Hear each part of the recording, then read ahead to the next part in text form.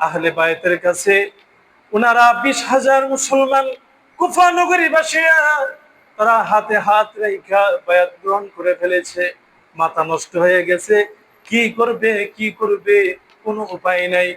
Ubaidullah বিন জিয়াদ তার সৈন্য সহ, তার বার্তা বাহক সহ, দুষ্ট প্রকৃতির মানুষ সহ সকলেই তারা গবেষণা করলেন, তারা চিন্তা করলেন যেভাবেই হোক 20,000 মুসলমান আওলাদ রাসূলের হাতে হাত রেখা বায়াত গ্রহণ করছে, তাদের সাথে মিথ্যা কথা বলে চক্রান্ত করে তাদেরকে ফিরিয়ে নিয়ে আসতে হবে। তারা শেষ পর্যন্ত চেষ্টা চালিয়ে গেলেন। চেষ্টা চালিয়ে যাওয়ার পরে ইমাম হুসাইন রাদিয়াল্লাহু তাআলা আনহুর যে মহব্বতের মুসলিম, তিনি আওলাদ রাসূলের বংশের মানুষ, যখন নতুন গভর্নর ওবাইদুল্লাহ বিন জিয়াদ চলে আসলেন, আস্তে আস্তে মানুষকে ধোঁকা দেয়, মানুষকে ধোঁকা দিয়ে, মানুষকে এরকম ভাবে ধোঁকা দিয়ে, মানুষকে বিভিন্ন ধরনের কথাবার্তা শুনে মুসলিমের কাছ থেকে দূরে সরাইয়া দেয়। চেষ্টা করতে করতে আর কেউ রইল না। তখন সেনাবাহিনীর মাধ্যমে যেভাবেই হোক মুসলিমকে ধরতে হবে। আগের যে গভর্নর ছিল তিনি পরামর্শ দিয়েছে, মুসলিম তুমি এখানে থাইকো না, তুমি চলে যাও, তুমি কুফা নগরীতে চলে যাও।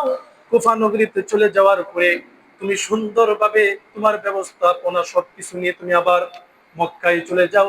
মক্কার দিকে রওনা হইলেন। অনেক দূরের পথ, একদিনে তো যাওয়া সম্ভব না।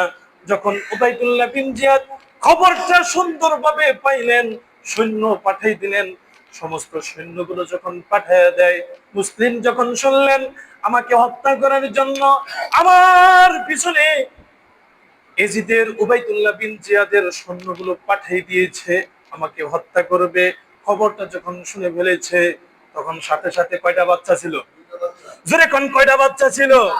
দুইটা বাচ্চা, তার মানে ইতিম আওলাদের রাসূলের বংশের মানুষ, মুমিন মুসলমান।